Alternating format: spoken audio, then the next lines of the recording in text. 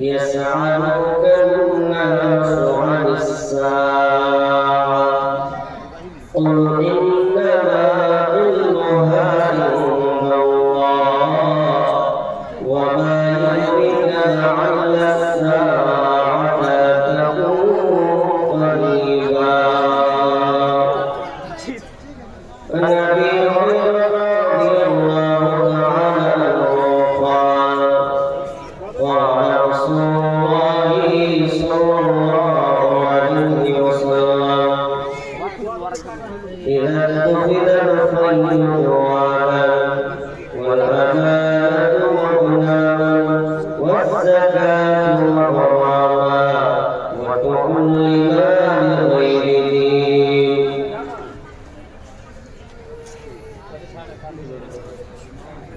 कुछ देर पहले ऐलान किया गया था कि एक बच्चा गुम हो गया था किसी का, वो स्टेज पे मौजूद है। फिलहाल बच्चा रो भी रहा है।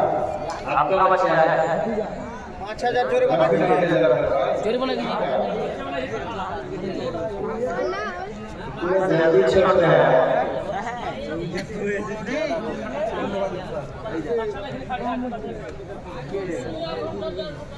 ले जाओ जल्दी ले जाओ। এত দুঃখ রাখিল ঠাই রাখার জায়গা নাই বাইরে, এত দুঃখ রাখিল ঠাই রাখার জায়গা নাই।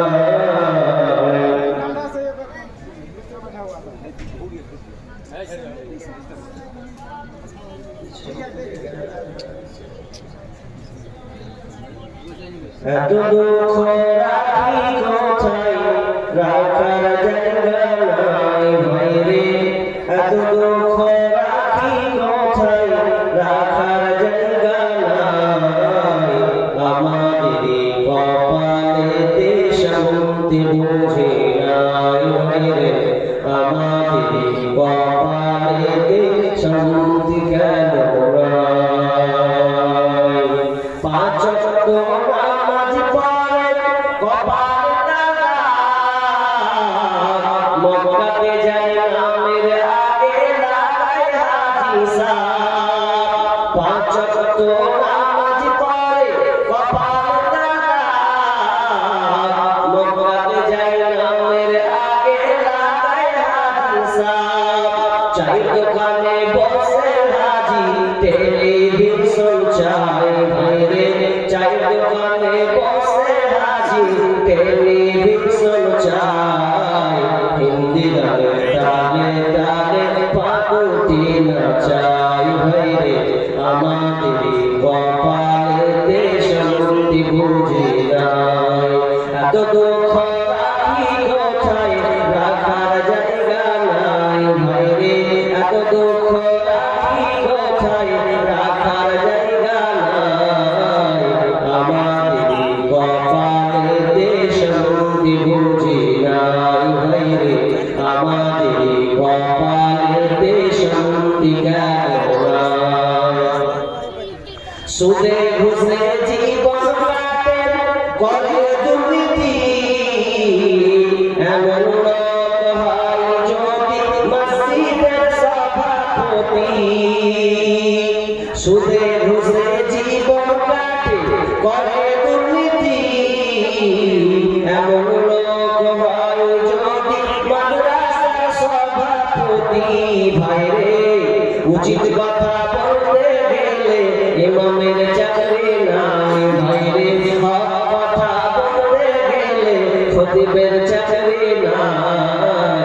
আমাদের কপালেতে শান্তি বুঝি নাই ভাইরে, আমাদের কপালে সম্পত্তি পর্ব গায়ের জোরে বিচারপতি ঘুষেরই কারবার।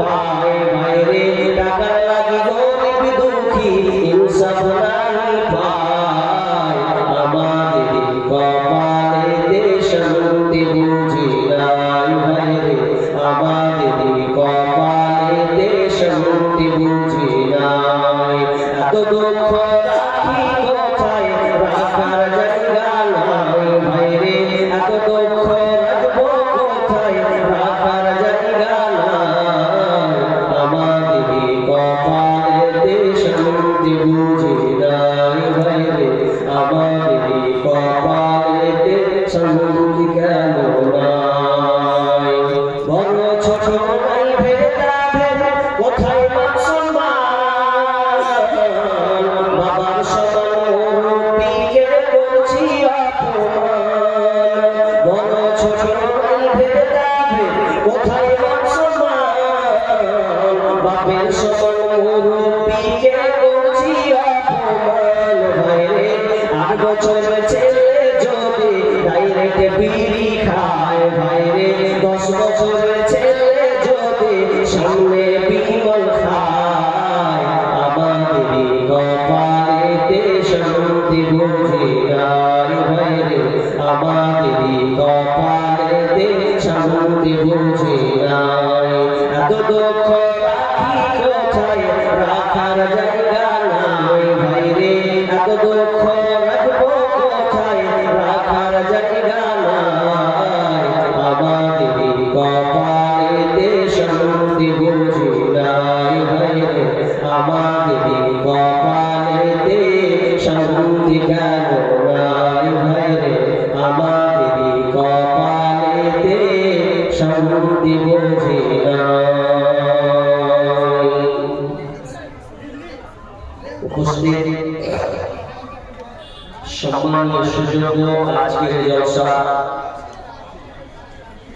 সমাধান সভাপতি মঞ্চ উপবিষ্ট আকাশে সদৃশ্য আয়োজনবৃন্দ আমার সম্মুখে বসে থাকা ছোট বড় দিনদার ইমানদার মুমিন ভাই সকল ও প্রজেক্টের মাধ্যমে দেখনেওয়ালি সম্মানিতা মা ও বোনেরা প্রথমে সেই মহান মুনিবের দরবারে প্রশংসা করি যে আল্লাহ আমাদেরকে একটি মাদ্রাসা কেন্দ্রিক আয়োজিত মাহফিলে বিভিন্ন আলোচকের মধ্যে কোরআন ও হাদিসের আলোচনা শোনা ও আমল করা যে সুযোগ আল্লাহ আমাদের দিয়েছেন সে আল্লাহ সুবহানাহু ওয়া তাআলার শুকরিয়া জ্ঞাপন করি বলে আলহামদুলিল্লাহ ভাই জোরে বলেন আলহামদুলিল্লাহ অতঃপর শান্তি বর্ষিত হোক সকল নবীদের উপর বিশেষ করে আমাদের শেষ নবী জনাবে মুহাম্মদ রাসূলুল্লাহ আমরা সকলে বলি সাল্লাল্লাহু আলাইহি ওয়াসাল্লাম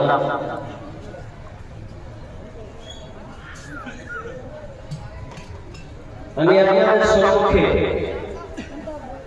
মহাগ্রন্থ আল কোরআন সূরা আয-যারিয়াত সূরা নম্বর 33 আয়াত নম্বর 63 ছোট্ট একখানা আয়াত আমি আপনাদের সামনে তেলাওয়াত করেছি এবং হাদিসে নববী থেকে তিরমিজির হাদিস থেকে কিছু অংশ বিশেষ আপনাদের সামনে পাঠ করেছি এই আয়াত ও হাদিসকে সামনে রেখে আজকের আলোচ্য বিষয় কিয়ামতের আলামত খুবই গুরুত্বপূর্ণ একটি বিষয় কিয়ামতের সাইন বা আলামত নিদর্শন এই ব্যাপারে আমি আপনাদের সম্মুখে সংক্ষিপ্ত আলোচনা প্রয়াস করছি ইনশাআল্লাহ আজিজ ভাই আপনারা আমার ভাষা বুঝতে পারছেন তো জি ভাষা বোঝা যায় আমরা আজকে আলোচনার বিষয় কি বললাম কিয়ামতের আলামত। আলামত বলা হয় বাংলাতে বলে চিহ্ন। কিয়ামত আলামত অর্থাৎ পৃথিবী ধ্বংসের লক্ষণ। পৃথিবী ধ্বংস হওয়ার পূর্বে আল্লাহ রাসূল যেগুলো ভবিষ্যৎবাণী করেছেন সেগুলোর ব্যাপারে অসংখ্য হাদিস আছে। আমি আপনাদের একটাই হাদিস আপনাদের সামনে আমি বলবো। হাদিসটা যেটা পড়ছিলাম তিরমিজির, যদিও হাদিসটা দুর্বল, তবে যে পয়েন্টগুলো আছে বিভিন্ন হাদিসের আলোকে এই হাদিসের মান, এই হাদিসগুলো বলা যায়, কারণ বিভিন্ন হাদিসের আলোকে সে আলামতগুলো বর্ণনা পাওয়া যায়। এই পৃথিবী একদিন ধ্বংস হয়ে যাবে। আল্লাহ এত সুন্দর করে পৃথিবীটাকে বানিয়েছেন, এই পৃথিবীটা একদিন ধ্বংস হয়ে যাবে, শেষ হয়ে যাবে। যখন যুগ জামানা আস্তে আস্তে পরিবর্তন হয়ে যাবে, যেমন পরপর যুগ আসবে, যেমন যুগ আসবে তেমন তার কালচার, তার নীতি, তার চলাফেরা হবে। যুগটা কেমন হবে, আস্তে আস্তে যুগের পর্যায়টা কেমন করে যাবে, এই ব্যাপারে আমি আপনাদের সামনে বলছি। তারপরে আলাদা বলবো শেষ জামানার সময়টা কেমন হবে, এই কথা একটু আপনাদের শ্রবণ করতে হবে। তার আগে আপনাদের একটা প্রশ্ন করব, প্রশ্নের উত্তরটা দিবেন তো? অনেক ভাই বলছে তোমরা ছোট ছোট বলছো না, যারা বসে আছেন যুবকদের সঙ্গে বসেন, তারা আপনারা কিছু নিয়ে যেতে পারবেন। শুরুতে আপনারা তো এক চামচ আস্তে করে উঠিয়ে দিলে হবে, আস্তে আস্তে আগে আপনাকে শুনতে হবে। আচ্ছা, আপনাদের একটা প্রশ্ন করি, সওয়াল করি, আপনারা উত্তর দেন তো, জবাবটা দিন। আচ্ছা বলুন, আজকের বর্তমান পৃথিবীটা সুন্দর না অসুন্দর?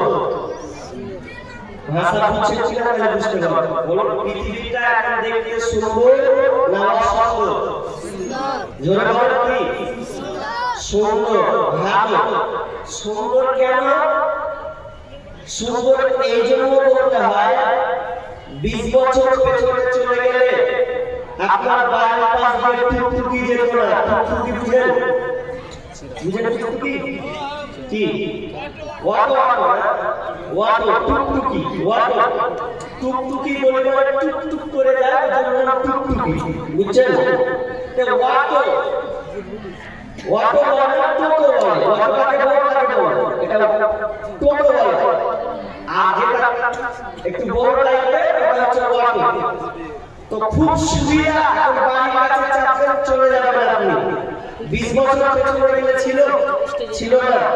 20 বছর পেছনে মোবাইল, অ্যান্ড্রয়েড মোবাইল এরকম এতটা ছিল ভাই? ছিল না।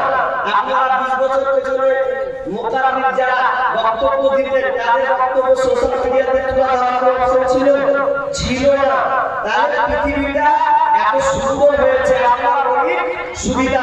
অর্থাৎ বর্তমানে যান্ত্রিক সভ্যতা, যান্ত্রিক দুনিয়াবি যন্ত্রপাতি যতগুলো আবিষ্কার হয়েছে, খুব সুবিধা। কারণ এক একটা আলেমকে পড়াশোনা করতে গিয়ে ইমাম বুখারী রাহিমাহুল্লাহ তিনি হাদিস শিখতে গিয়ে মদিনায় তাকে 3 মাস পর্যন্ত হাঁটতে হয়েছে, তারপর ওকে হাদিস পেতে হয়েছে। এখন মদিনার লাইব্রেরি নেবেন, আপনাকে যেতে হবে না, ঘরে বসে আপনি গুগলে সার্চ করবেন, মদিনার লাইব্রেরি থেকে কোন বইটা আপনি পড়বেন, সঙ্গে সঙ্গে আপনি পেয়ে যাবেন, খুব সহজ। কিন্তু একটা উদাহরণ দিচ্ছি আপনাকে, পৃথিবীটা দেখতে সুন্দর, কিন্তু অভ্যন্তরীণ ভিতর দিক দিয়ে পৃথিবীটা খুব তাড়াতাড়ি চলছে, তাড়াতাড়ি। যত যন্ত্র আবিষ্কার হবে পৃথিবী তত তাড়াতাড়ি কুটিয়ে নেওয়া হবে। কথাটা বুঝে নিতে হবে। আগে মানুষ হেঁটে হেঁটে চলে গেছে, তাই না? এখন হেঁটে হেঁটে যাওয়া সম্ভব নয়, যানবাহনে চলে যেতে হবে। উদাহরণটা একটু নেন, আমি চলে যাই। শুনেন, একটা মানুষ, আপনার বাপ, আপনার আব্বা এখন অসুস্থ আছে, ভালো করে শুনেন, আপনার আব্বা খুব অসুস্থ আছে। তো অসুস্থ থাকতে গেলে হসপিটালে যেতে হবে, ঠিক না? ঠিক তো, ডাক্তার দেখাতে হবে। হসপিটাল যখন যাবেন তার আগে আপনার বাপের একটা ছবি করতে হবে, সুন্দর ছবি দরকার আছে। এখন আপনি দেখবেন ক্যামেরা দুই ধরনের হয়। ক্যামেরা কয় ধরনের হয়? দুই ধরনের। একটা ক্যামেরার নাম হচ্ছে এক্স-রে ক্লিনিক ক্যামেরা, বুঝলেন আপনারা? X-ray clinic. আর একটা নাম হচ্ছে studio camera. X-ray clinic camera কাকে বলা হয়? আপনার ছবি ওপর নিবে না ভেতর নিবে? ওপর না ভেতর? আমার ভাষা বুঝছেন আপনারা? এক্স-রে ক্লিনিক ক্যামেরার কাজ কি? ওপর নিবে না ভেতর নিবে? ভেতর নিবে। এখন আপনারা আপনাকে শুইয়ে দিয়ে ডাক্তার বলছে রেডি 1 2 3 কাজ করে বলবে। রিপোর্ট যখন আসবে তখন দেখবে ইস আপনার বাপের ভেতরে ক্যান্সার। এখন ওই বাবা যখন স্টুডিও ক্যামেরাতে ডাক্তার আছে, তো স্টুডিও ক্যামেরা তখন বলছে কাজ করে যখন বলবে তখন কি বলবে? আমার বাপ সুন্দর, বাপ এত সুন্দর মানুষ, ডাক্তার বলছে আমার বাপের ক্যান্সার হয়ে গেছে। কেমন কথা? তাহলে দুই রকম প্রমাণ, একটা দিল ভেতরের খবর আর একটা দিল বাহ্যিক খবর। তাহলে দুইটা খবর দেওয়া হলো। কিন্তু এবার আপনি যদি পৃথিবীটা আমরা সবাই বলেছি সুন্দর, মানে যান্ত্রিক সুবিধা সবকিছুই সুবিধা, কিন্তু এটা বিজ্ঞানকে আপনি বলছেন বিজ্ঞান আপনাকে রিপোর্ট দেবে পৃথিবীটা খুব সুন্দর, পৃথিবীটা যান্ত্রিক সভ্যতা দিক দিয়ে, পড়াশোনার দিক দিয়ে, চলাচলের দিক দিয়ে পৃথিবীটা সুন্দর। কিন্তু আপনি কোরআনকে যদি জিজ্ঞাসা করেন, যদি আপনি হাদিসের দিকে চলে যান, কোরআন রে তুমি পৃথিবীর অভ্যন্তরীণতার খবর দাও, পৃথিবীটা কোনদিন থাকবে? এক কথায় রেজাল্ট চলে আসবে, রিপোর্ট আপনাকে কোরআন দেবে পৃথিবীটা বেশি দূরে নাই।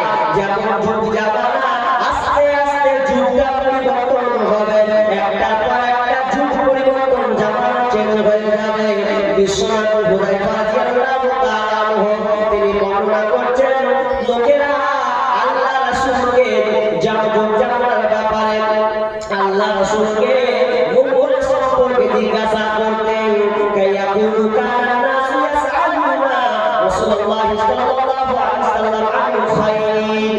লোকেরা নবীকে জিজ্ঞাসা করতেন মঙ্গল সম্পর্কে, ওখানে ভালো আছে, ওখানে কল্যাণ আছে। এই ভালো যুগটার ব্যাপারে, বা যেখানে কল্যাণ আছে, যেখানে ভালো আছে, যেখানে মঙ্গল আছে, ওগুলোর ব্যাপারে তারা জিজ্ঞাসা করতেন। কিন্তু হুযায়ফা বলছেন ওয়াকুনতু আসআলুহু আনিশ শাররি মাখাফাতা আইয়ুদরিকানি। হুযায়ফা রাদিয়াল্লাহু তাআলা বলছেন আমি নবীকে মঙ্গল সম্পর্কে জিজ্ঞাসা করতাম না, বরং অমঙ্গল সম্পর্কে জিজ্ঞাসা করতাম। ওখানে অকল্যাণ আছে, ওখানে খারাপই আছে, এই ব্যাপারে বিশ্ব নবীকে জিজ্ঞাসা করতাম। কেন জিজ্ঞাসা করতাম? মাখাফাতা আইয়ুদরিকানি, এই জন্য আমি জিজ্ঞাসা করতাম যাতে করে আমি হুযায়ফা ওই অমঙ্গল কাজের মধ্যে যেন না পড়ে যায়, যেন ওই ধোঁকার মধ্যে না পড়ে যায়।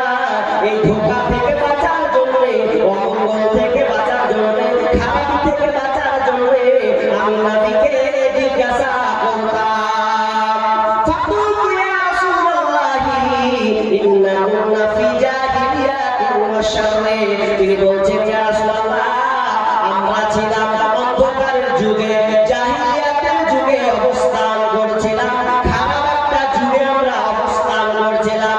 তখন ফাসালুহু বিসমিল্লাহ হুযায়ফা রাদিয়াল্লাহু তাআলা বলছেন ওয়াকুনতু আসআলুহু ফাকুলতু ইয়া রাসূলুল্লাহি ইন্না কুন্না ফি জাহিলিয়াতিন ওয়া শাররি ফাজআলাল্লাহু বিহাদাল খায়র ফাজআলাল্লাহু বিহাদাল খায়র। এরপরে এরপরে আমরা আপনাকে পেয়ে সন্তুষ্ট হয়ে গেছি, আমরা ভালো একটা যুগ পেয়েছি, সুন্দর একটা যুগ পেয়েছি। তবে বিশ্বনবী বলেন ফাহাদা হাদাল খায়র, এরপরে ফালিমিন শাররি। বিশ্বনবী বলেন তো আমরা যে ভালো যুগটা পেয়েছি, আপনাকে পেয়ে আমরা সন্তুষ্ট হয়ে গেছি, কিন্তু আমাদের ভালো যুগের পরে কি একটা খারাপ যুগ আসবে? খারাপ জামানা কি আসবে? বিশ্বনবী বলেন হ্যাঁ, একটা খারাপ যুগ আসবে, বিশ্বনবীকে জিজ্ঞাসা করলেন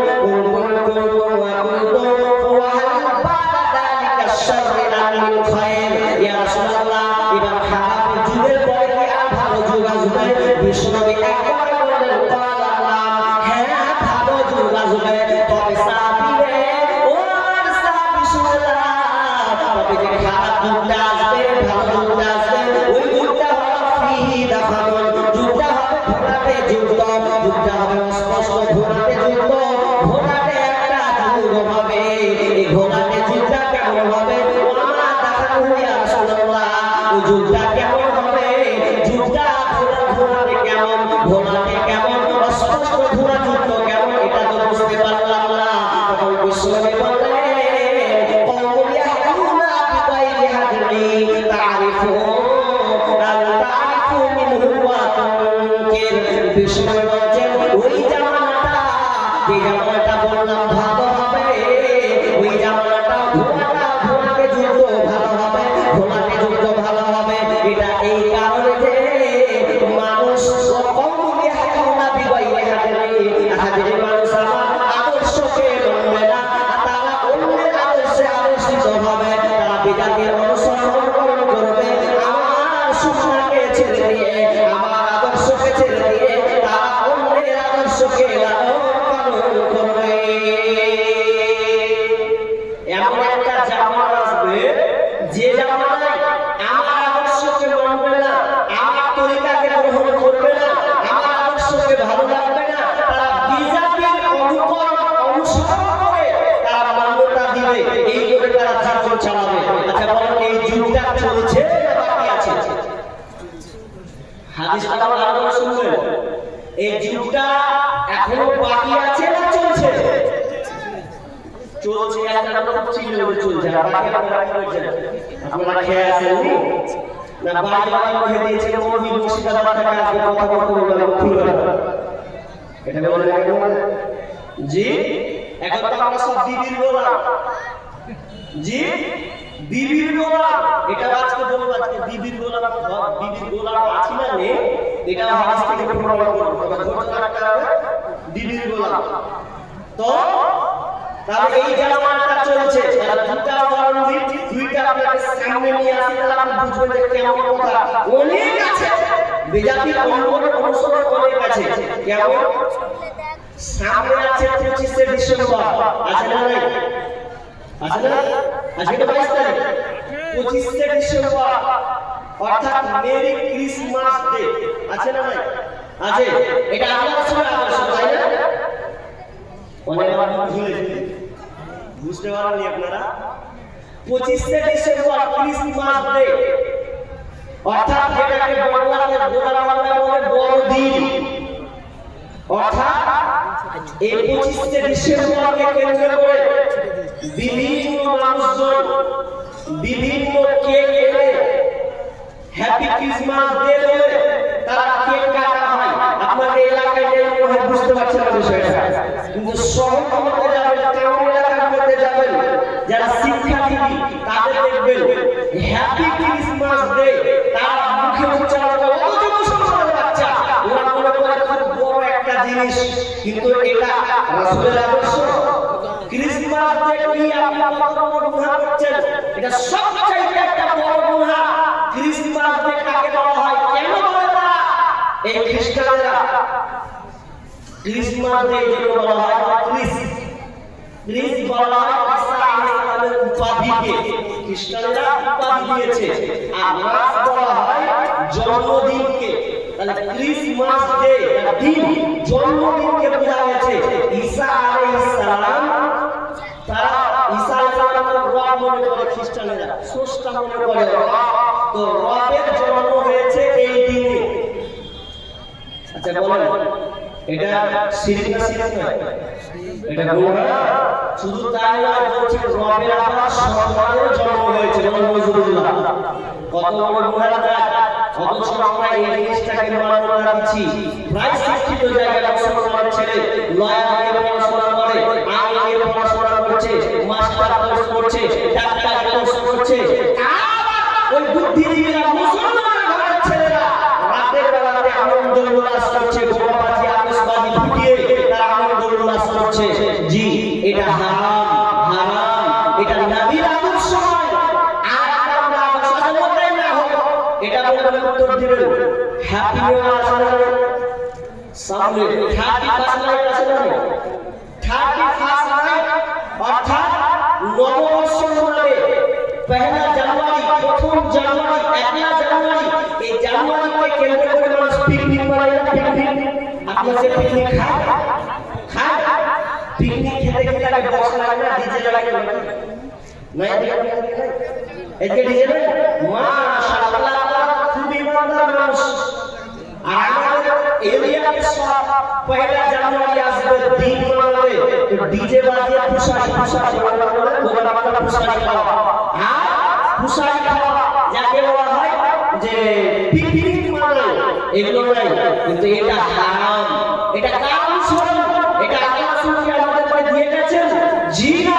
অথচ তারা 31 নাইট রাত দিবাগত রাতি 12টার সময় যখন প্রথম রাত 12টার পরে জানুয়ারি শুরু হয়ে যাবে, এটা কোথেকে এলো আমরা কেউ জানি না। মুসলমান জানুস বলে একটা দেবতা আছে, জানুসকে কেন্দ্র করে প্রথম নাম দেওয়া হচ্ছে জানুয়ারি। জানুস দুই মাথাওয়ালা দেবতা, এরা কারা করতো? রোমান, যারা রোমান দেশ ইতালি যাকে বলা হয়, বর্তমানে ইতালি রোমান, এক খ্রিস্টপূর্ব পূর্বে রোমান খ্রিস্টানরা তারা এই দুই দেবতা মাথাওয়ালা, দুই মাথাওয়ালা দেবতাকে তাদের আরাধনা করে, উপাসনা করে। দেবতা তোমার দুইটা মাথা কেন? যে তুমি ভবিষ্যতে আল্লাহকে তুমি বলতে পারবে, তোমার কাছে জ্ঞান আছে, ভালো মন্দ 2026টা কেমন যাবে, আল্লাহ যেন ভালো যায়, বুঝি ভালো পেলাম, ভালো যাবে, আমরা মানে পূজা করলাম।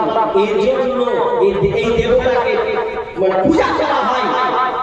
1 জানুয়ারি তারা 31 নাইট পালন করে, এটা কিন্তু প্রকাশ্য একটা হারাম, এটা নবীর আদর্শ নয়। তাহলে বিশ্বনবী কি বললেন?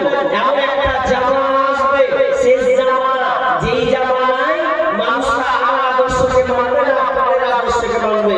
এরপরে বিশ্বনবী বলছেন এরপরে আবার একটা খারাপ যুগ আসবে, এরপরে একটা চরম খারাপ যুগ আসবে, যেই যুগটাতে মানুষ ভালো মন্দ মিশে যাবে। আর ভালো মন্দ মিশে গিয়ে এক প্রকার আলেম বের হবে, এক প্রকার নেতা বের হবে, এক প্রকার আলেমরা বের হবে, যারা মুফতি বের হবে, যারা মানুষকে জাহান্নামের দিকে রাখবে, জাহান্নামের রাস্তায় তাদেরকে দাঁড় করিয়ে দেবে। এই জামানাটা এখন বর্তমানে পাওয়া যায় বিভিন্ন জায়গায়, বিভিন্ন ধরনের আলেম আছে, এমন এমন আলেম আছে তারা যার জয়ী হাদিসগুলো বলে, বানোয়াটি কথা বলে, মানুষকে বিভ্রান্তি করে, অনেক রকম বানোয়াটি কিসসা কাহিনী বলে মানুষকে জাহান্নামের দিকে নিয়ে যায় না? যেমন একটা আলেম একটা জাহান্নামের ব্যাপারে একটা সঙ্গীত বলছে, শুনে আমার গা জ্বলছে। ও বলছে কি জানেন?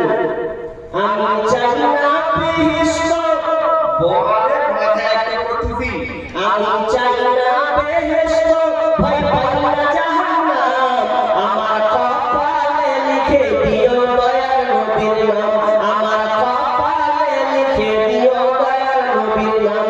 আমি চাই না বেহেশত, ভয় পাই না জাহান্নাম, আমার কপালে লিখে দিও দয়ার নবীর নাম। বেহায়া ও বলছে জান্নাত চাই না, জাহান্নামকে ভয় করি না। অথচ বিশ্বনবী তাসাহুদে বসে জাহান্নাম থেকে বাঁচতে চেয়েছেন, জান্নাত পরিত্রাণ, জান্নাত চেয়েছেন, জাহান্নাম থেকে পরিত্রাণ চেয়েছেন এবং জান্নাত চেয়েছেন। তাহলে আমরা কেমন মুসলমান, আমরা কেমন মুসলমান যে জাহান্নামকে পর্যন্ত ডরি না? এটা কোন বেয়াদব আছে? লাইন মারছে না ভাইরা, আমার ধান হয়ে গেল ওই তালগুলো গুলো আছে লাইন মারছে। কি বললাম? এমন একটা জামানা আসবে, যেই জামানা লোকেরা, আলেমরা মানুষকে জাহান্নামের দিকে নিয়ে যাবে। এই জন্য বিশ্বনবী বলেন, তোমরা তাদের কাছ থেকে বেঁচে থাকবে, তোমরা তাদের কাছ থেকে বেঁচে থাকবে। সাবধানে সাবধানে সাবধানে থাকিও রে রং বেরঙের হুজুর আইছে রে দেশে রং বেরঙের হুজুর আইছে রে কোন হুজুরের দাড়ি ছাটা কালো আমার পোকয়টা কোন হুজুরের দাড়ি ছাটা কালো আমার পোকয়টা শেষ করেছে পানের পাতা হাকিম পুরি খাইয়া রে রং বেরঙের হুজুর আইছে রে দেশে রং বেরঙের হুজুর আইছে রে সাবধানে সাবধানে সাবধানে থাকিও রে রং বেরঙের হুজুর আইছে রে কোন হুজুরের লম্বা টুপি কেউ বা আবার ভণ্ড সুফি কোন হুজুরের লম্বা টুপি কেউ বা আবার ভণ্ড সুফি ধর্ম সবাইরা পালাফি জালহা দিছি কইরা রে রং বেরঙের হুজুর আইছে রে দেশে রং বেরঙের হুজুর আইছে রে এই আলেম থেকে আমাদেরকে সাবধান থাকতে হবে আর দ্বিতীয় বাক্যে তিনি বললেন এমন নেতা হবে যে নেতাগুলো মানুষকে জাহান্নামের দিকে ডাকবে ভাই তাহলে যুগটা এখন বর্তমানে চলছে এবার চলেন দ্বিতীয় হাদিস যে হাদিসটাতে 15 খানা আলামত বর্ণনা করা হয়েছে এখন আপনারা বলবেন এই আলামতগুলো আছে কি নেই সমাজে চলছে কি চলছে না যদি বলেন যে যদি বলবো যদি বলেন যে হ্যাঁ আছে তাহলে হ্যাঁ বলবো 15 খানা আলামত রাবি আবু হুরায়রা তিনি বর্ণনা করছেন কি বিসমিল্লাহির রহমানির রহিম عن أبي هريرة رضي الله تعالى عنه قال قال رسول الله صلى الله عليه وسلم إذا اتخذ الخير والأمانة مغنما والزكاة مغراما وكل ما لغير دين প্রথমে বললাম নাম্বার 1 কিয়ামতের আলামত যখন তোমরা এই আলামতগুলো দেখতে পাবে তখন তোমরা জেনে নাও কিয়ামত সন্নিকটে অর্থাৎ তাড়াতাড়ি পৃথিবী ধ্বংসের দিকে এসে গেছে আর পৃথিবী বেশি দিন টিকবে না যখন তোমরা এই আলামতগুলো দেখতে পাবে তখন তোমরা জেনে নাও কিয়ামত সন্নিকটে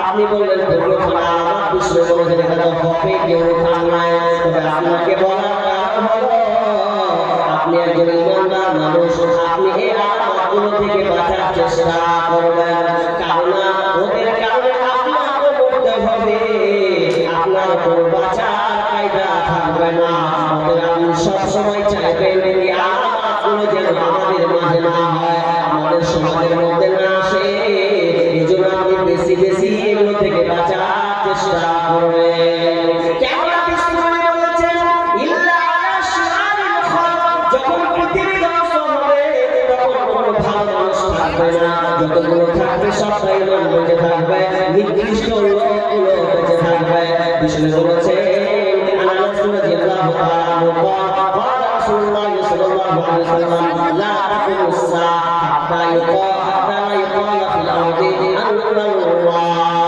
যতদিন পর্যন্ত পৃথিবী ধ্বংস হবে না ততদিন পর্যন্ত আল্লাহ ওয়ালা মানুষ থাকবে আল্লাহ বলতে ওয়ালা দুনিয়াতে যতদিন থাকবে ততদিন কিয়ামত সংঘটিত হবে না কিন্তু আমাদেরকে চিন্তা করতে হবে বিশ্বনবী এক নম্বর বলেছেন ইদা তুফিরাত ফায়ুদান যখন তোমরা দেখবে জনসাধারণের মাল জনসাধারণের টাকাকে সরকারের বরাদ্দ টাকাকে নেতা লুটে লুটে খাবে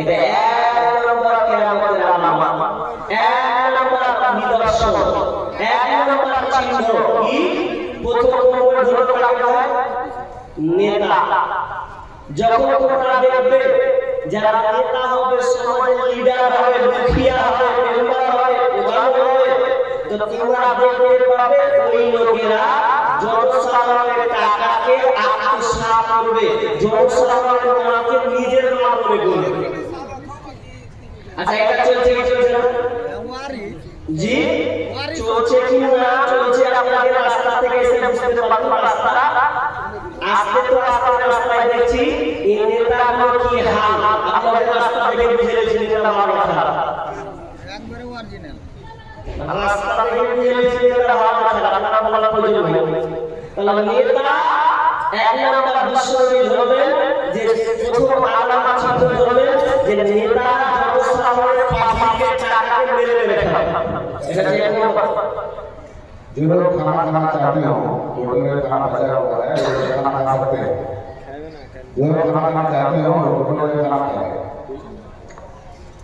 যদি চাঙ্গা বলো তো চাঙ্গা দিকে চলে যাও चांदर पर चलन सिंताज 10,500 টাকা আমার পরে বক্তা নেই তো চলে স্কয়ার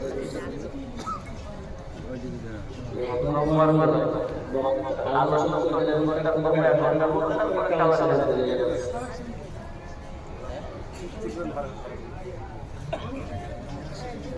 আপনাদের যদি বলতে গরু আন্দোলন একটা কালেকশন থেকে তাও আছে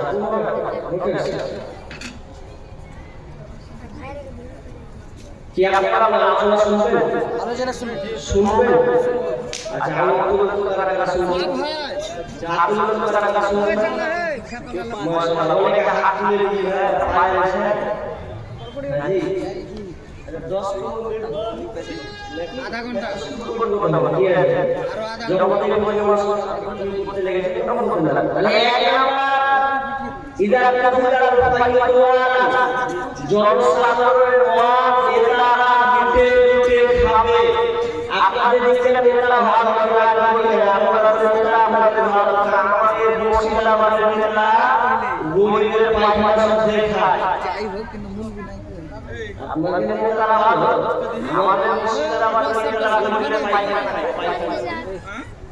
আপনারা বলেন কথা বলে মেরে লড়াই পায়খানা তেলে পায়খানা খায় মানে গরিবের একটা ভাই আছে পায়খানা টয়লেট সরকার থেকে দিয়েছে ওই টয়লেট ভাড়াও খেয়েছে পায়খানা করা শুরু করে লড়াই খেয়েছে গরিবের পায়খানা খেয়েছে আপনাদের থেকে লাভ খায় না আমাদের থেকে বিষ্ণু বলিয়া তুমি রাখাই দোয়ারা যখন কথা দেবে জনসাধারণের লুটে লুটে খাবে বিষ্ণু হাদিসে নেতাদেরকে কেন তুলে ধরলেন আপনি মনে একটা গরু বাঁধবেন একটা ছাগল বাঁধবেন খুঁটা যখন তুলে করে বাঁধবেন মাঠে যখন গেড়ে দেন গেড়ে দেওয়ার পর আপনি কেন তাকে ধরে দেখে রাখেন চারদিকে ফসল আছে যাতে করে আপনার ওই গরুটা ছাগলটা আমাদের হয়ে যেন মোড়া লাগিয়ে দেয় এই জন্য আপনি খুঁটা দিয়ে ধরে দিয়ে বেড়ে দেন কিন্তু বলেন খুঁটাটা যদি লড়া হয় আচ্ছা মুখ লাগাতে কি লাগাবে না খুঁটা ফেলে পালিয়ে যাবে তেমনি যদি নেতা যদি দুর্বল হয় নেতা যদি লড়া হয় তাহলে সমাজ নষ্ট করে দেবে সব গরিবের ভাগ একটাও রাখবে না গরিবের ভাগগুলোকে মেরে মেরে খেয়ে নষ্ট করে দেবে এমন একটা জামানা আসবে রে বিশ্বনবী বলছেন জনসাধারণের ভাগগুলোকে নেতা মেলুভাবেরা ফুটাবেরা এমএলএ এমপি যারা আছে তারা লুটে লুটে খাবে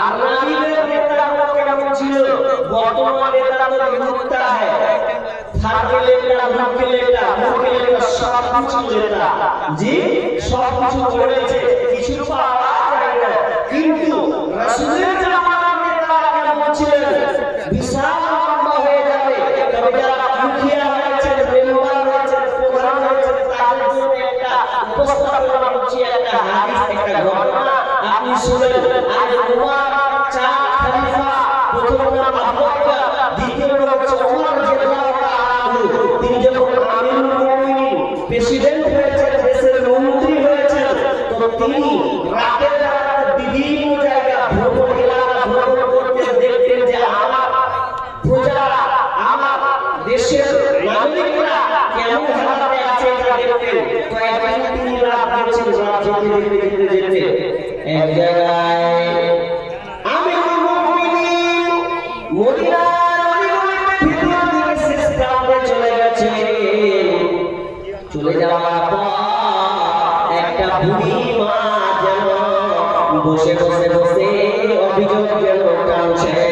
আর ওই সময় ওই বুড়ি মা ওই লোকটাকে ডেকে বলছেন, আমিরুল মুমিনকে বলছেন, তোমরা এদিকে আসো, বলো তো আমিরুল মুমিনের হালাতটা কেমন। তখন ওই বুড়ি মা তখন আমিরুল মুমিন ওমর জিল্লাহু তাআলা বলছেন, মা আমিরুল মুমিনিন তার হালাত আলহামদুলিল্লাহ সে ভালো অবস্থায় আছে।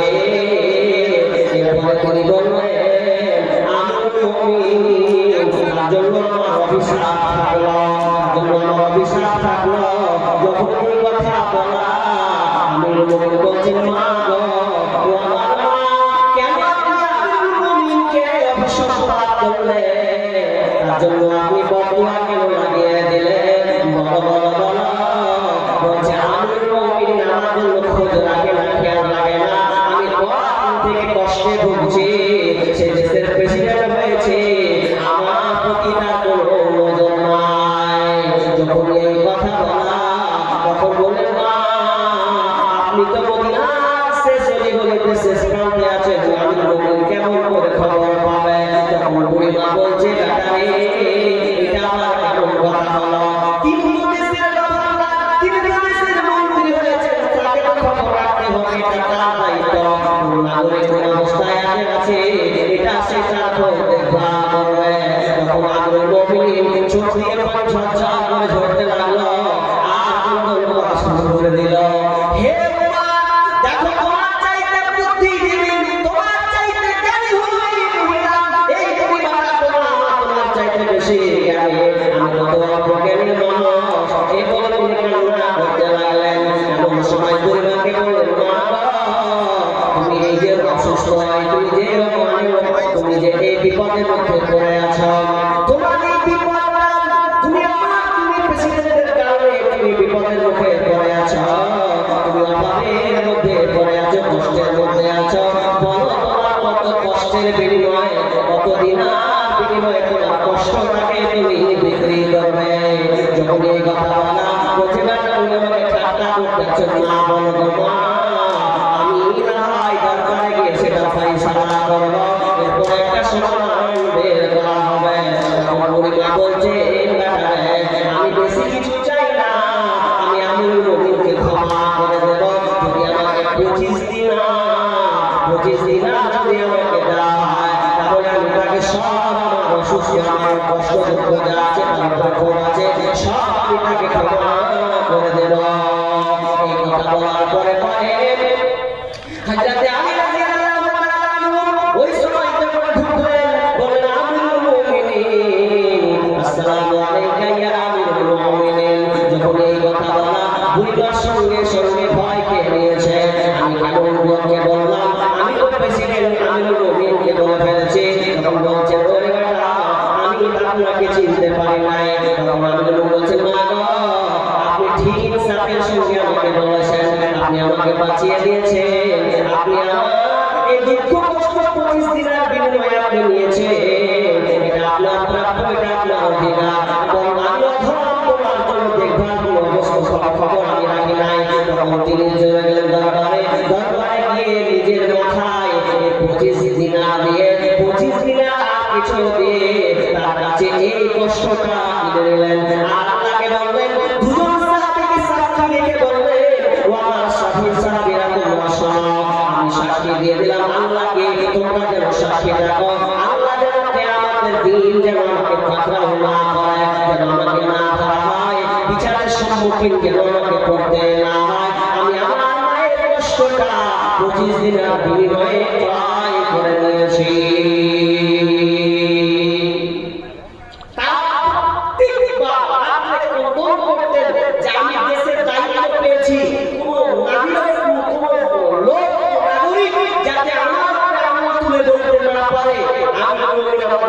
ভুল করেছে, অন্যায় করেছে, এখন তো বর্তমান নেতা বাড়ির পাশে রেখে বসে আছে, কত লোক যে তার লাগা বর্তমান করছে তার ঠিক নাই।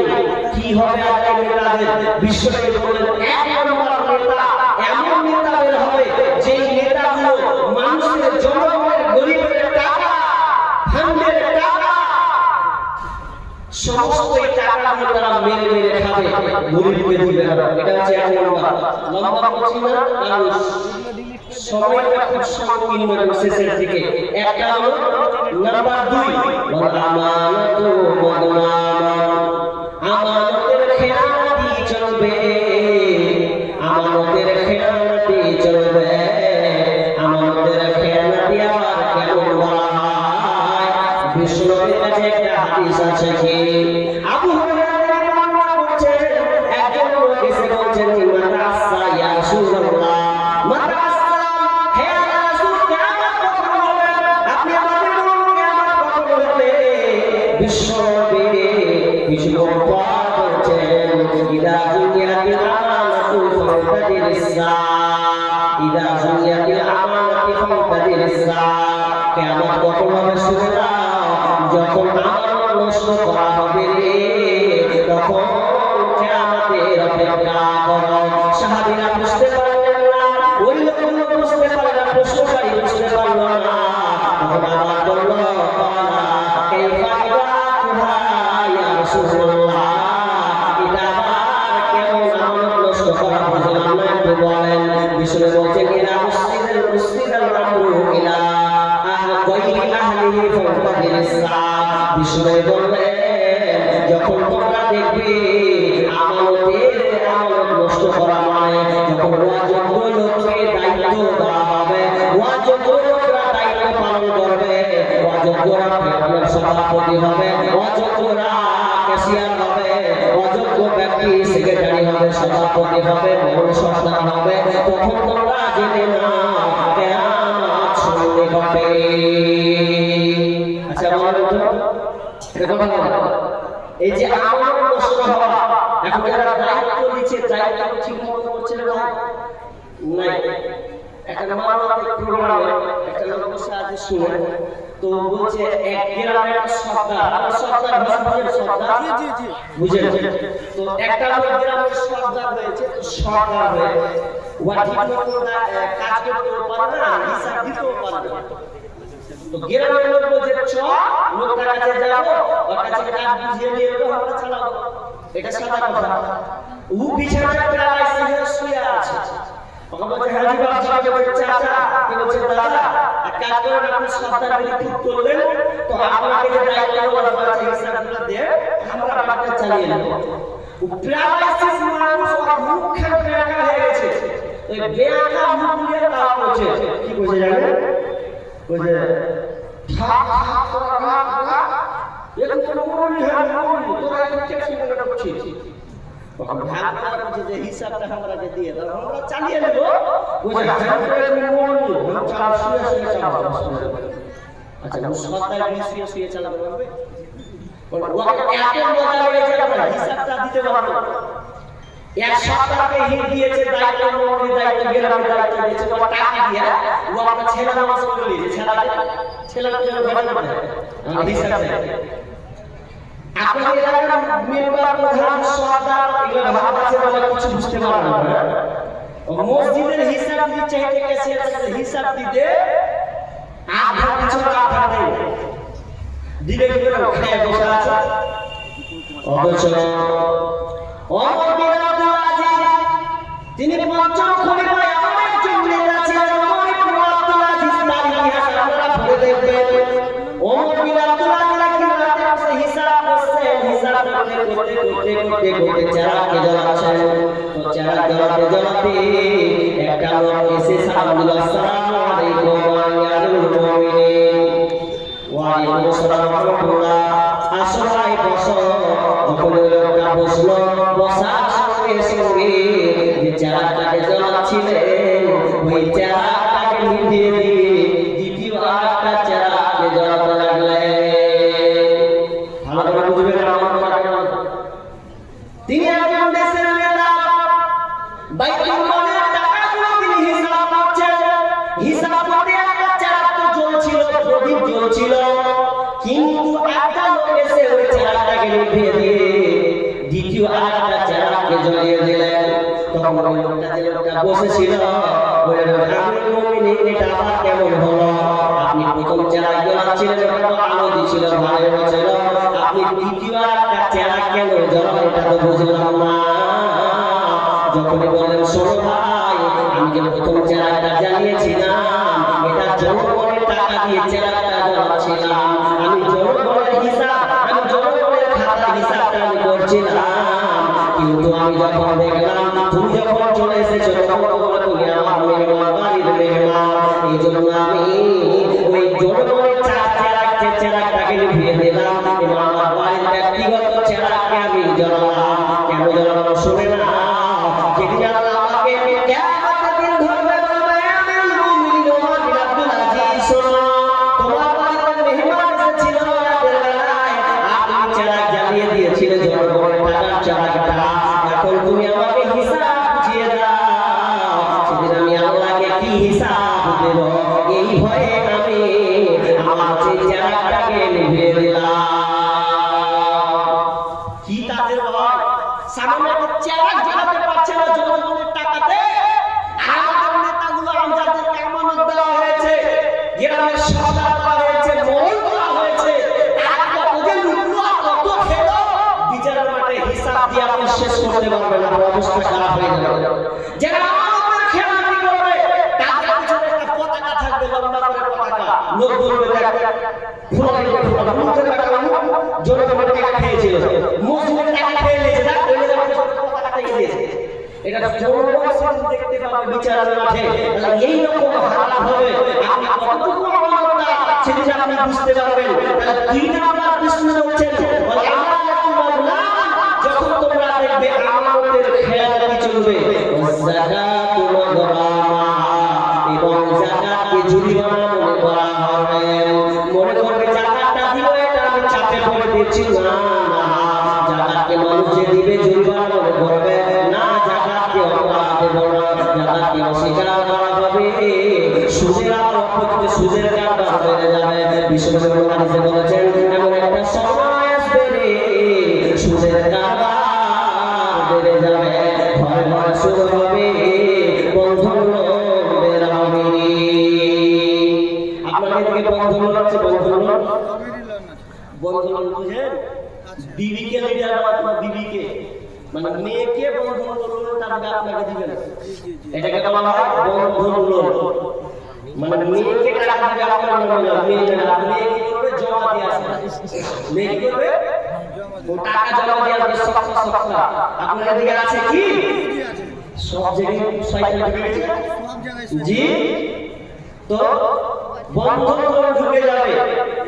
ইস্তিহসানকে বলে ও গো সোহেল খানা, আমি গেলাম বন্ধনের কিস্তি দিতে, তুমি করো রান্না। আপনাদের দিকে কথা বলা দিকে বলছি, তুমি একটু রাখো রেহালা, আমি তো বন্ধনের কিস্তি দিতে গেলি।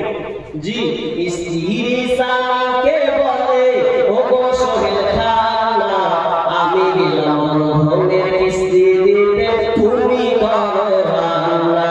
কিস্তি থেকে এসে জানো, কিস্তি থেকে এসে জানো, না থাকি ভোগে, বর্তমান যুগের হাওয়া চলছে উল্টো দিকে, বলতে গেলে মন দিকে বাজে, বলবো কোন দিকে থেকে।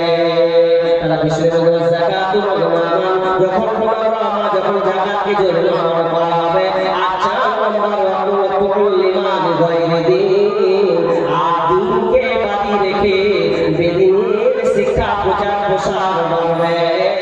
এক কথায় মানুষ আধুনিকতার শিক্ষাকে প্রাধান্য দেবে, দিনী শিক্ষাগুলোকে বিলম্ব করে দেবে, আগ্রহীতা কমিয়ে দেবে, আর দুনিয়াবি শিক্ষার পেছনে মানুষ খরচা করবে।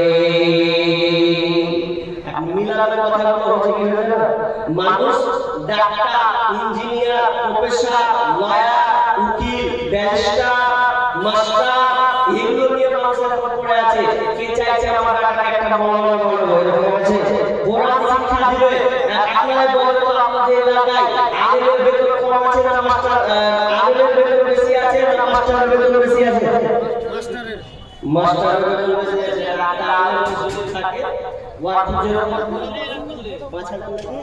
5,000 10,000 নিম্নে 10,000 এর সংসারে চাকরি চলবে এত কম ছোট হবে দেখা হবে এই যে তার মসজিদে একটা ছেলে নিয়ে গেছে বলছে ভাই হ্যাঁ বেটাকে শিখান তো কয় টাকা দিবি তো মসজিদে হাজির করে 500 টাকা দেয় 500 টাকা দিয়ে এসে কি বলবি হ্যাঁ বেটাকে 500 টাকা নেবে আর ওই বেটাকে 8 টাকা যখন স্কুলে দিচ্ছে যে 500 টাকা লাগবে সপ্তাহে 3 দিন পড়া হয়েছে না 3 দিন এই দিন মাত্র সকালে 500 টাকা বিকালে 500 টাকা মাসে 1000 টাকা চলেছে মাধ্যমিক পাস করতে হয়ে যাবে 1000 টাকা ঢেলে দেবে কোনো দিন হয় আর একটা মুরগিকে দেবে 200 টাকা দিয়ে গাড়ি কিনেছে 200 টাকা কেমন অবস্থা তোমার আল্লাহ কি বললেন অতমূল্য মানুষ দিনকে বাঁধে রাখে বেদিনী শিক্ষা বিরানি শিক্ষা অনুসরণ প্রচার প্রসার পাবলিসিটি হবে ভাবে ইসলাম কিতাব এই শিক্ষাকে দাবিয়ে দেবে এটা চলছে আজ একটা পড়াশোনার ঘোরার দিন কলেজ যান ইউনিভার্সিটি স্কুল যান পড়াশোনা চলছে পড়াশোনা ছেলেমেয়েরা প্রেম প্রীতি লীলাতে ডুবে গেছে আমি একটা কথা বলছি না আপনাকে বাস্তব কথা বলছি ছেলেমেয়েরা একটা পড়াশোনা করে সব মোবাইলে পড়াশোনা করছে বইয়ে পড়াশোনা করে বলছে কি কথা বলেন হ্যাঁ এখন বইয়ে পড়াশোনা বাদ দিয়ে মোবাইলে পড়াশোনা চলছে কোন ধারে আছে কি জায়গা না কোন ধারে যাবি মুখ দিয়ে ঘুরবো চ বাবা হচ্ছে আমরা স্কুলে গেছি বাবা আমরা বেটি মাধ্যমিক দিবে তো ভালো পড়াশোনা করছে কিন্তু ওইদিকে আমরা জোর লাগিয়েছে বিয়ে আর জিএফ বর্তমানে কি না বিএফ মানে বয়ফ্রেন্ড জিএফ গার্লফ্রেন্ড এগুলো নাম সংক্ষিপ্ত নাম এখন একটা জোড়া হয়ে গেছে আমি বীরভূম ডিস্ট্রিক্ট নাম শুনেছেন কিনা জানেন বীরভূম নাম শুনেছেন না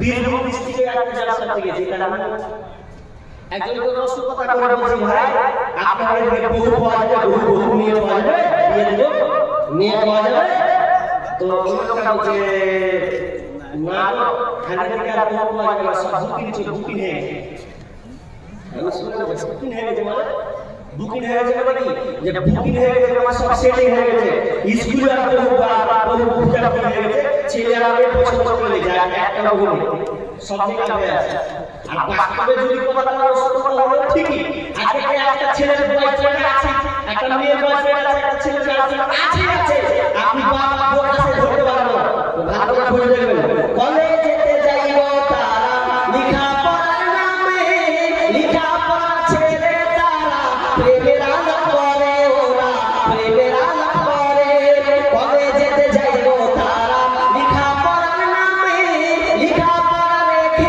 তারা প্রেমের আলাপ করে ওদের মা বাবার খবর নাই এসব কি করতেছে ভাই কি বলবো ভাইয়া তাদের দেখাই কি বদলার মেয়েদের সমান অধিকার মোবাইলে কথা বলে প্রেমিকেরই সাথে ঘন্টার পর ঘন্টা চলে যায় খবর রাখে না যে মোবাইলে কথা বলে প্রেমিকেরই সাথে ঘন্টার পর ঘন্টা চলে যায় খবর রাখে না যে দুনিয়াতে ভাই আসতে দেরি তোমার নাই কি বলবো ভাইয়া তাদের দেখাই কি বদলার মেয়েদের সমান অধিকার মেয়েরা করে হাট বাজার দেখাই ফ্যাশন ও ভাইয়া তাদের দেখাই কি বদলার মেয়েদের সমান অধিকার পড়াশোনার শেষ আজকে মানুষ দেখেন দুনিয়াবি শিক্ষার পেছনে যত খরচা করে দিনী শিক্ষার পেছনে এত খরচা নেই আপনাকে চ্যালেঞ্জ করে যাচ্ছি আপনার এলাকার মধ্যে ভালো আছে আপনারা দান দিচ্ছেন মাদ্রাসাকে ভালোবাসেন এখানে কেন আপনারা তারা আলেমা তৈরি করবেন বিধায় আপনারা দান করছেন আপনার দিলটা আপনারা ভালো আছে বিভিন্ন এলাকায় দেখা যায় মানুষ একটা বাড়িতে যদি চারটা সন্তান থাকে তিনটাকে দুনিয়াবি শিক্ষা দিচ্ছে একটা কোনটা যে একটা কানে শুনছে ওকে যার হাতে একটা ঘন্টা আছে ওকে আর যে একটা দোকান আছে দোকান আছে হোটেল আছে বুঝলি হয় দুর্গতা বলছি আপনাকে বর্তমানে এটাই হচ্ছে আপনারা কি আপনার মনে চাহা করবো, আপনার মনে চাহা টিপু মানে বলে আপনার হালাত হচ্ছে। জি ভাই, তো জায়গা আপনাদেরকে যেটা বলছি যে এটা প্রতিষ্ঠান মাদ্রাসা এটা মাদ্রাসার প্রোগ্রাম হাদিসের সঙ্গে মিলাবেন। দেখেন এটা মাদ্রাসার জলসা, এই মাদ্রাসার জলসা কেন করতে হচ্ছে? আজকে দুনিয়ার শিক্ষা প্রতিষ্ঠান জলসা করা লাগে না, কারণ ওখানে যাই একটা একজন করতে গেলে আপনাদের কেন লাগে জানেন? আমাদের একটা স্কুলে ভর্তি ফি ৫০০০, শুধু ভর্তি ফি ৫০০০, মাসে লাগবে ২০০০, ভ্যান ভাড়া তো আছে লাগবে ১০০০, তো এমনি মাসে ৩০০০। আমার দুইটা ছেলে, একটা ছেলে আছে দিনাজপুরে, ওকে দিয়েছি হচ্ছে ওকে ৩০০০ লাগছে, লাগবে ভালো কথা খাচ্ছে বলে। আমার একটা ছোট মেয়ে আছে, ওকে মাসে আবার ২০০০ টাকা লাগছে, তাহলে এমনি ৫০০০ টাকা চলেই গেল। জি, স্কুল পড়াতে গিয়ে আর আপনি দিন মাদ্রাসাগুলো দেখেন খুবই কম কম যদি থাকে, তাহলে আবার কমকে চাপানো হচ্ছে। আমরা আল্লাহর সঙ্গে দিনা আজকে দুনিয়াবি শিক্ষার জন্য আমরা যত খরচ করি, কোরআনের জন্য আমরা কত প্রাণ দিই। ভাই, আমি আপনাদের দেখব আপনারা কেন মাদ্রাসাকে ভালোবাসেন। আমি আলোচনা করব ইনশাআল্লাহ, যদি আপনি ধৈর্যের সঙ্গে থাকেন। যেহেতু বক্তা আছে, বক্তা নেই, শেষ আমি শেষ আলোচক আমি, বিধায় ধৈর্য রাখতে আলোচনা করব। মিডিলে একটা আপডেট, মিডিলে একটি পেন্ডিং হয়ে যাচ্ছে, এটাই যেটা মাদ্রাসার জলসা উঠে পালাবেন না, আল্লাহ রাসূল পালাবেন না। মানুষের খাসিয়ত আছে, একটি কালেকশনের কথা বলবে থাকবো না আমার পকেটে হাত দিলাম মানে এটা খাসিয়ত কাদের? কোন ইমানদার খাসিয়ত হতে পারে না। সাহাবাদের বৈশিষ্ট্য এরকম ছিল। জি, কালেকশন করব। আমি শুধু মুর্শিদাবাদ থেকে এসেছি আপনাদের এলাকায়, প্রায় 7-8 ঘন্টা রাস্তা আমার উপরে আপনাদের কাছে নিয়ে এসেছি। কালকে বাজে আমার ভূমিকা পৌঁছাবো, ঠিক না? কি অবস্থা চলছে? তো আপনারা যেটা বলতে চাচ্ছি, যেটা মাদ্রাসার জলসা আপনারা যে চাইবেন কেন, আপনি আগে হিসাব নিয়ে আপনাদেরকে দিবেন। আমি আপনার জন্য দোয়া করছি, আমি দোয়া করব। আমি একজন মুসাফির মানুষ, আমি একজন মুসাফির, আর মুসাফির হিসাবে দোয়া দাবিদার, একটা দোয়া করব। কবুল করার গ্রহণ করার মালিক আল্লাহ। আর আল্লাহ রাসূল বলেছেন যারা মুসাফির হবে তাদের দোয়া আল্লাহ কবুল করবেন। বিধায় আমি মুসাফিরের লিস্টে আছি, বিধায় আমি আপনাদের জন্য দোয়া করব, আপনারা প্রাণ করে দিবেন। আমার শায়েখ হোসেন সাফি, তিনি অনেক আগে করেছেন, আপনারা দিয়েছেন। উনি বেশিরভাগ হাল চাষ করে চলেছেন, উনি হাল চাষ করে দিয়েছে, যা উঠেছে স্পিডে উঠিয়ে দিয়েছে। এখন কোন রকম করে ঠেকতে যেটি পাবো, ওটি কি হবে? যেগুলা কিছু কিছু ব্যাপার থাকে, ওগুলো একটু ছাড়া। আপনারা যারা আছেন আল্লাহ রাস্তে, ভাইয়া একটা লোক বলুন যে 10,000 টাকা দিবেন। আমাকে বলছেন কি নাম? मोहम्मद शफीक, मोहम्मद शफीक, मोहम्मद शफीक वान अली, आंध्र प्रदेश से 10। अच्छा, ও বাইরে ব্যবসা আছে নাকি? কাজ কাম করে উত্তরপ্রদেশ ওইদিকে থাকে না, কাজ কাম। তো তিনি এই মাদ্রাসার জন্য আমার ভাই 10,000 টাকা দিয়েছেন। একটা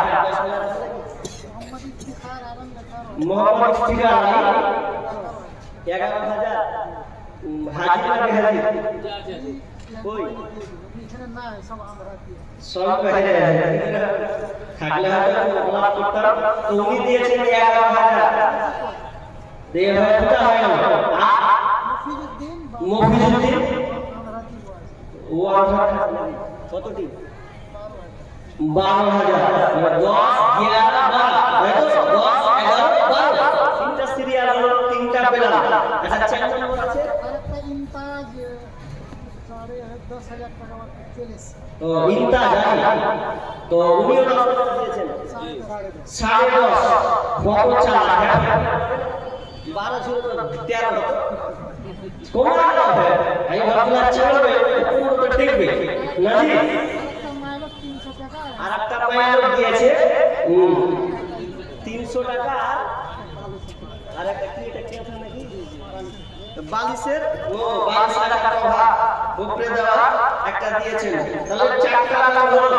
আচ্ছা, 4টা হলো। আর একটা হলো, এদিকে তো 4টা এলাম হলো না। আর একটা হলো 10,000 দিলে বাবা, তাহলে 5টা হলো হবে ভাই আপনারা ডান বাম পিছনে মিডলে যেদিকে থাকবেন না কেউ আছেন আপনার জন্য মায়ের 10,000 টাকা দিবেন শরীফভাবে দোয়া করুন ইনশাআল্লাহ চারজন হয়ে গেছে তুমি আরেকজন বলেন যে আমি ইনশাআল্লাহ এই মাদ্রাসার জন্য 10,000 টাকা দেব ভাই একজন কেউ আছেন জি একজন কেউ বলুন আপনি আজকে আছেন কাল দিবেন 10 দিন পর ইফতিকার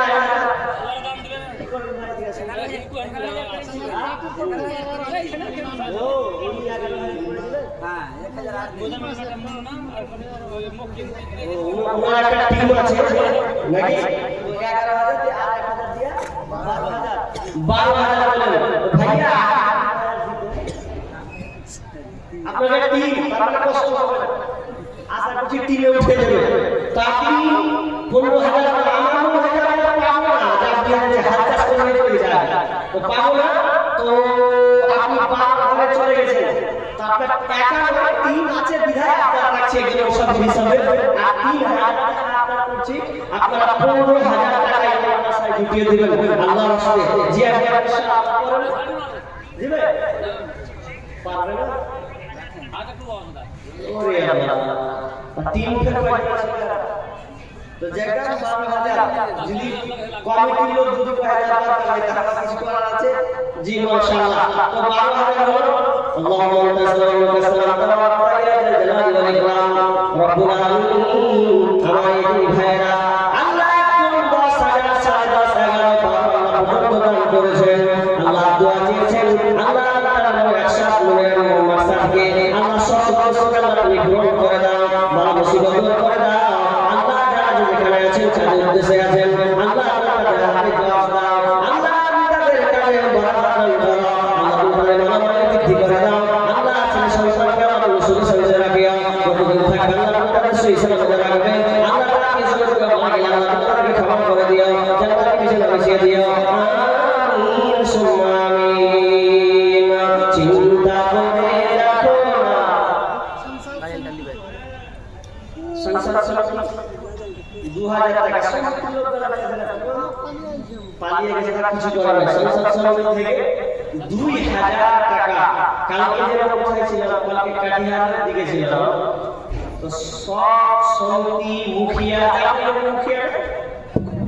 মুখিয়া আসেনি রাগটা করে জি ওনাদের দাম একজন মুখিয়া কালকে কাকে ধরলো 80,000 40,000 দিল আর 40,000 টাকা করলাম ভাগ করে দিয়েছে প্রায় 4-5 লাখ টাকা কালেকশন হয়েছিল তো যাক আলহামদুলিল্লাহ তো আপনাদের এখানকার অনেক ঠিকাদার আছে ঠিকাদারে আপনাদের এলাকাতে ঠিকাদার আছে না ঠিকাদার ব্যবসায়ী ঠিকাদার আছেন অনেক ব্যবসায়ী আছে দোকানদার আছেন বলেন মায়ের জন্য আব্বার জন্য দিবেন এরকম আল্লাহর বান্দাদের মা দুনিয়া ছেড়ে চলে গেছেন মা নাই এই মাদ্রাসায় আপনি দিবেন দেখুন এই মাদ্রাসা অমূল্য একটি নিয়ামত এটা একটি ফুল বাগান আপনারা জানেন এই মাদ্রাসাগুলো চলে আপনারা সরকার আপনাদেরই দরকার বিধায় কে আছেন আল্লাহর রাস্তায় 5,000 দেওয়া মায়ের জন্য আব্বার জন্য দিবেন মা আপনারা যারা আছেন আপনাদের দানগুলো দিয়ে পাঠান জি আপনারা মা ভাবি দান দিচ্ছিলেন বিধায় আপনাদের দানটা আবার দান করুন আবার করে দিই আল্লাহর রাস্তায় ভাই 5,000 10,000 দেওয়া মায়ের জন্য আব্বার জন্য দিবেন চটচট করে আসেন আল্লাহর রাস্তায় পৃথিবী